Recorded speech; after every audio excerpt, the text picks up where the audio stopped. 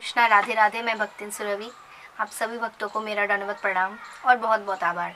तो आज के वीडियो में हम जिस टॉपिक के ऊपर डिस्कशन करेंगे वो टॉपिक है कि कृष्णा भावना भावित व्यक्ति का क्या क्या लक्षण हो सकता है। कुछ हर एक व्यक्ति का अपना अलग अलग लक्षण होता है, अलग अलग फीचर्स होते हैं। तो एक कृष्णा भावना भावित व्यक्ति के कौन कौन से लक्षण हैं उसके बारे में हम आज चर्चा करेंगे।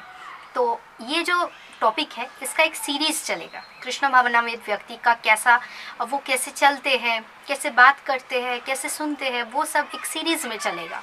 तो आज का जो वीडियो है वो सिर्फ एक इंट्रोडक्शन है जो हम ले रहे हैं भगवद गीता के चैप्टर नंबर 2 के श्लोक नंबर 54 से। तो देख लेते हैं कि भगवद गीता के चैप्टर 2 के श्लोक नंबर 54 में क्या कहा गया है। अर्जुन उवाच स्थितप्रज्ञशकवासा समाधिस्त्याश्च केशवः स्थिताधि किं प्रवासेत किं अशीता व्रजेत किम। तो इस श्लोक में क्या कहा गया है इसके बारे में कि कृष्ण भावनामृत व्यक्ति का कैसा लक्षण होता है, क्या कौन कौन से फीचर्स, कौन कौन से क्वालिटीज होते हैं, इसका वर्णन भगवद गीता में है। और आगे के जो श्लोक है उसमें इसका डिटेल में वर्णन है, ये सिर्फ इंट्रोडक्शन है। तो कोई व्यक्ति को, अगर दोनों व्यक्ति को, सपोज दोनों व्यक्ति या 3 व्यक्ति को एक सिचुएशन में डाला गया हो, परिस्थिति में डाला गया हो, तो जैसे उस परिस्थिति के ऊपर वो रिएक्ट करते हैं उससे हमें पता चल जाता है कि वो मूर्ख है, कि चालाक है, कि बुद्धिमान है, कि गुस्से वाले हैं, शांत है। कैसे वो डील करते हैं उस परिस्थिति के साथ, उससे उनका पता चलता है। जैसे एक बीमार व्यक्ति को देख के हम पता लगा सकते हैं कि वो बीमार है, जैसे एक धनी व्यक्ति को देख के हम पता लगा सकते हैं कि वो धनी है।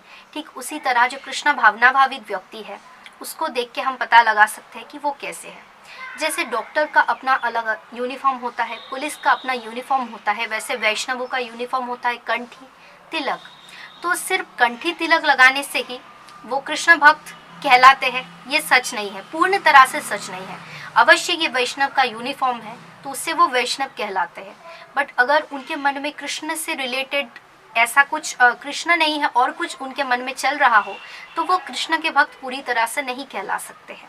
जो कृष्ण भावित व्यक्ति होगा उसके मन में हमेशा कृष्ण चलेंगे, वो कृष्ण भवनामृत में लीन हो जाएंगे, वो हमेशा कृष्ण के बारे में सोचेंगे। एक मूर्ख व्यक्ति का तब तक पता नहीं चलता है जब तक वो कुछ बोलते नहीं है। ठीक उसी तरह एक कृष्ण भवनामृत व्यक्ति का तभी पता चलता है जब वो बोलते हैं, क्योंकि वो बातें सिर्फ कृष्ण से संबंधित करते हैं। और जब वो कृष्ण से संबंधित बातें करते हैं तब वो जो सुनते हैं वो भी कृष्ण से संबंधित बातें ही होती है, दूसरा कोई बात नहीं होता है। ठीक उसी तरह वो जो भी कार्य करते हैं वो कृष्ण से रिलेटेड होता है, क्योंकि वो कृष्ण भवनामृत में लीन हो जाते हैं, उनके मन में हमेशा कृष्ण रहते हैं। यही कृष्ण जो भावना व्यवस्थित व्यक्ति है उनका जो लक्षण है, ये पहला लक्षण हम बोल सकते हैं कि जो बात करते हैं वो कृष्ण से रिलेटेड, कृष्ण से संबंधित बात करते हैं। अब वो कैसे चलते हैं, क्या करते हैं, उसका वर्णन आगे डिटेल में है। अब ये भी कहा गया है, शास्त्र में वर्णन है कि कृष्ण भावनावित व्यक्ति को कैसे रहना चाहिए, एक भक्त को कैसे रहना चाहिए।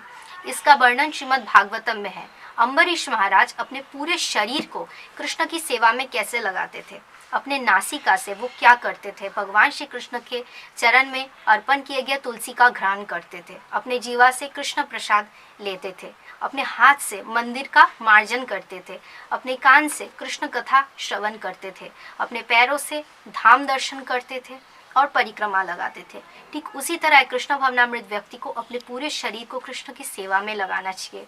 वो हमेशा कृष्ण के बारे में सोचेंगे और जो भी बोलेंगे वो कृष्ण से रिलेटेड होगा, और इसका वर्णन स्वयं भगवद गीता में है। तो यही थी इंट्रोडक्शन वीडियो। आगे इस टॉपिक के ऊपर और भी वीडियोस हम लेके आएंगे, ज़रूर लेके आएंगे, जहाँ पे हम ये डिस्कशन करेंगे कि एक कृष्ण भावित व्यक्ति का, कृष्ण भावना भावित व्यक्ति का क्या क्या लक्षण हो सकता है, क्या सुनेंगे वो, कैसे चलेंगे, कैसे बात करेंगे। जैसे उनका यूनिफॉर्म है कंठी तिलक, बट उस यूनिफॉर्म का मर्यादा भी करना चाहिए। कैसे कि जो कृष्ण भावनावित व्यक्ति है वो कभी अपने मुँह से गलत बात नहीं बोलेगा, वो सिर्फ कृष्ण से संबंधित बात ही बोलेंगे। तो ये था इंट्रोडक्शन वीडियो, आगे सीरीज में और भी वीडियोस आएगा। तो आप सब तब तक बहुत अच्छे से रहिए, बहुत खुश रहिए। श्री श्री राधा रमन लाल की और राधा रानी की कृपा आप सब पर हमेशा बनी रहे। Thank you so much. Hare Krishna, Radhe Radhe.